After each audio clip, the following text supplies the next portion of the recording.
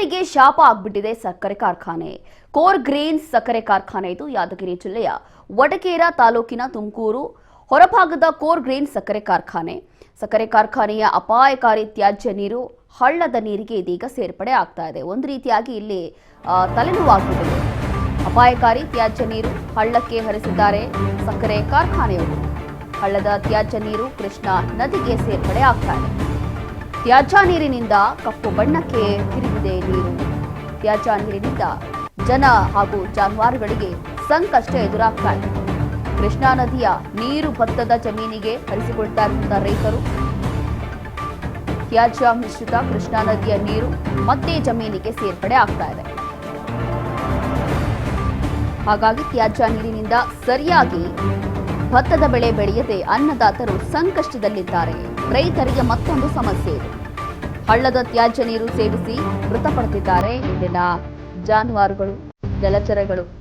ತ್ಯಾಜ್ಯ ನೀರು ಹರಿಸೋದು ಬಂದ್ ಮಾಡಬೇಕು ಅಂತೇಳಿ ಇಲ್ಲಿ ರೈತ ಮುಖಂಡ ಮಲ್ಲಣ್ಣ ಗೌಡ ಆಗ್ರಹವನ್ನ ಮಾಡುತ್ತಿದ್ದಾರೆ.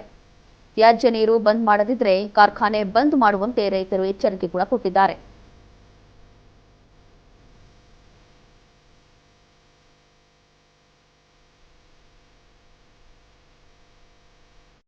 ರೈತರಿಗೆ ಶಾಪ ಆಗೋಗಿದೆ ಸಕ್ಕರೆ ಕಾರ್ಖಾನೆ.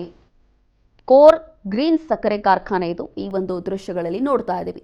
ಯಾದಗಿರಿ ಜಿಲ್ಲೆಯ ವಡಗೇರ ತಾಲೂಕಿನ ತುಮಕೂರು ಹೊರಭಾಗದ ಕೋರ್ ಗ್ರೀನ್ ಸಕ್ಕರೆ ಕಾರ್ಖಾನೆಯ ದೃಶ್ಯಗಳು ಇದು ನೋಡ್ತಾ ಇದ್ದೀವಿ. ಯಾವ ಬಣ್ಣ ಆಗೋಗಿದೆ ಈ ಒಂದು ನೀರು ಅಂತ ಹೇಳಿ. ಸಕ್ಕರೆ ಕಾರ್ಖಾನೆಯ ಅಪಾಯಕಾರಿ ತ್ಯಾಜ್ಯ ನೀರು ಇಲ್ಲಿಗೆ ಹರಿಸಲಾಗ್ತಾ ಇದೆ. ಹಾಗಾಗಿ ಈ ರೀತಿ ಆಗಿರುವಂಥದ್ದು. ಇದೇ ನೀರು ಭತ್ತ ಬೆಳೆಯಲಿಕ್ಕೆ ರೈತರು ಬಳಸ್ಕೊಳ್ತಿದ್ದಾರೆ.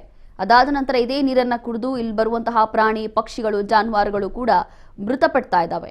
ಹಾಗಾಗಿ ಕೂಡಲೇ ಇದೆಲ್ಲವೂ ನಿಲ್ಲಿಸಬೇಕು ಅಂತ ಹೇಳಿ ಇಲ್ಲಿನ ರೈತರು ಆಗ್ರಹಿಸ್ತಾ ಇದ್ದಾರೆ. ಅಕಸ್ಮಾತ್ ಇದೆಲ್ಲವೂ ಕೂಡ ನಿಲ್ಲಿಸಿಲ್ಲ ಅಂತಂದ್ರೆ ನಿಮ್ಮ ಸಕ್ಕರೆ ಕಾರ್ಖಾನೆಯೇ ಬಂದ್ ಮಾಡ್ತೀವಿ ಅಂತೇಳಿ ಎಚ್ಚರಿಕೆಯನ್ನು ಕೊಡ್ತಾ ಇದ್ದಾರೆ. ಅದರಲ್ಲಿ ನೋಡಿ ಬಹಳ ಅಪಾಯಕಾರಿ ತ್ಯಾಜ್ಯ ನೀರನ್ನ ಈ ಒಂದು ಹಳ್ಳಕ್ಕೆ ಹರಿಸ್ತಾ ಇರುವಂತಹ ಸಕ್ಕರೆ ಕಾರ್ಖಾನೆ ಇದು. ಇದರಿಂದ ಸಮಸ್ಯೆ ಆಗ್ತಾ ಇದೆ. ಹಳ್ಳದ ತ್ಯಾಜ್ಯ ನೀರು ಕೃಷ್ಣಾ ನದಿಗೆ ಸೇರ್ಪಡೆ ಆಗ್ತಾ ಇದೆ. ಆ ನದಿಯ ನೀರು ರೈತರು ಭತ್ತ ಬೆಳೆಗೆ ಬಳಸ್ಕೊಳ್ತಿದ್ದಾರೆ.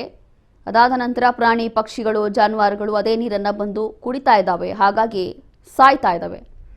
ಕೂಡಲೇ ಇದೆಲ್ಲವೂ ಕೂಡ ನಿಲ್ಲಿಸಬೇಕು ಅಂತೇಳಿ ಇಲ್ಲಿನ ರೈತರು ಆಗ್ರಹ ಮಾಡ್ತಾ ಇರುವಂಥದ್ದು. ಈ ಒಂದು ತ್ಯಾಜ್ಯ ನೀರಿನಿಂದ ಕಪ್ಪು ಬಣ್ಣ ಆಗೋಗಿದೆ ಇಲ್ಲಿನ ನೀರು. ಆ ಒಂದು ತ್ಯಾಜ್ಯ ನೀರೇನಿರುತ್ತೆ, ಗಲೀಜ್ ನೀರು, ಅದೆಲ್ಲವೂ ಕೂಡ ಬಂದು ನದಿಗೆ ಸೇರ್ತಾ ಇದೆ. ಇದರಿಂದ ನದಿ ನೀರು ಕೂಡ ಸಂಪೂರ್ಣವಾಗಿ ಕಲುಷಿತ ಆಗ್ತಾ ಇದೆ. ತ್ಯಾಜ್ಯ ನೀರಿನಿಂದ ಜಾನುವಾರುಗಳಿಗೆ ಬಹಳಷ್ಟು ಸಂಕಷ್ಟ ಆಗ್ತಾ ಇದೆ. ವಿಶೇಷವಾಗಿ ರೈತರಿಗೆ ಪಾಪ ನೀರಿದ್ರೆ ಒಂದು ಸಮಸ್ಯೆ, ನೀರಿಲ್ಲ ಅಂದರೆ ಒಂದು ಸಮಸ್ಯೆ, ನೀರಿದ್ರೆ ಈ ಥರ ಸಮಸ್ಯೆ. ರೈತರಿಗೆ ಕೃಷ್ಣಾ ನದಿಯ ನೀರು ಭತ್ತದ ಜಮೀನಿಗೂ ಕೂಡ ಬಳಸ್ಕೊಳ್ತಿದ್ದಾರೆ ಇಲ್ಲಿರುವಂಥ ಅನ್ನದಾತರು. ಹಾಗಾಗಿ ಕೂಡಲೇ ಇದನ್ನು ನೀವು ನಿಲ್ಲಿಸಬೇಕು. ತ್ಯಾಜ್ಯ ನೀರಿನಿಂದ ಸರಿಯಾಗಿ ಭತ್ತದ ಬೆಳೆ ಕೂಡ ಬೆಳೆಯೋಕ್ಕೆ ಕಷ್ಟ ಆಗ್ತಾ ಇದೆ, ಸಂಕಷ್ಟ ಆಗ್ತಾ ಇದೆ. ಹಳ್ಳದ ತ್ಯಾಜ್ಯ ನೀರು ಸೇವಿಸಿ ಜಾನುವಾರುಗಳು ಪ್ರಾಣಿ ಪಕ್ಷಿಗಳು ಸಾಯ್ತಾ ಇದ್ದಾವೆ. ತ್ಯಾಜ್ಯ ನೀರು ನೀವು ಹರಿಸೋದನ್ನು ಕೂಡಲೇ ಬಂದ್ ಮಾಡಿ ಅಂಥೇಳಿ ಸಕ್ಕರೆ ಕಾರ್ಖಾನೆಗೆ ಇಲ್ಲಿ ರೈತ ಮುಖಂಡ ಮಲ್ಲಣ್ಣ ಗೌಡ ಅವರು ಆಗ್ರಹ ಮಾಡ್ತಿದ್ದಾರೆ. ತ್ಯಾಜ್ಯ ನೀರು ಬಂದ್ ಮಾಡಿಲ್ಲ ಅಂತಂದರೆ ನಾವು ಕಾರ್ಖಾನೆನೇ ಬಂದ್ ಮಾಡಿಸ್ತೀವಿ ಅಂತೇಳಿ ಇಲ್ಲಿ ಎಚ್ಚರಿಕೆಯನ್ನು ಕೊಡ್ತಾ ಇರುವಂಥದ್ದು. ಈ ಒಂದು ದೃಶ್ಯಗಳಲ್ಲಿ ನೋಡ್ತಾ ಇದ್ದೀವಿ. ಬಾಟಲ್ನಲ್ಲಿ ಏನು ನೀರು ಹಿಡ್ಕೊಂಡಿದ್ದಾರಲ್ಲ, ಇದು ಒಂದು ನದಿಯ ನೀರು ಅಂತ ಯಾರು ತಾನೇ ಹೇಳಬಹುದು, ನೀವೇ ನೋಡಿ. ಈ ಬಾಟಲಲ್ಲಿರುವಂಥದ್ದು ನದಿ ನೀರು. ಇದೆಲ್ಲವೂ ಕೂಡ ಸಕ್ಕರೆ ಕಾರ್ಖಾನೆಯ ತ್ಯಾಜ್ಯ ನೀರು ಹರಿದು ಈ ಮಟ್ಟಕ್ಕೆ ಹಾಳಾಗೋಗಿದೆ. ಇದನ್ನ ಪ್ರಾಣಿ ಪಕ್ಷಿಗಳು ಕುಡಿತಾ ಇದ್ದಾವೆ ಅಥವಾ ಅದನ್ನ ಭತ್ತ ಬೆಳಿಲಿಕ್ಕೆ ರೈತರು ಪಾಪ ಯೂಸ್ ಮಾಡ್ಕೊಳ್ತಿದ್ದಾರೆ ಅಂತಂದ್ರೆ ಇನ್ನು ಯಾವ ಮಟ್ಟಕ್ಕೆ ಅವ್ರಿಗೂ ಕೂಡ ಸಮಸ್ಯೆ ಆಗ್ಬೋದು.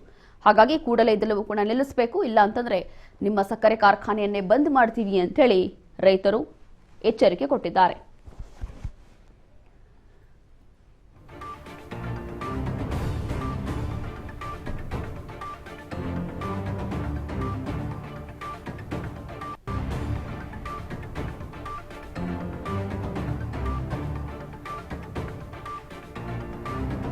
ರೈತರಿಗೆ ಶಾಪ ಆಗೋಗಿದೆ ಈ ಒಂದು ಸಕ್ಕರೆ ಕಾರ್ಖಾನೆ.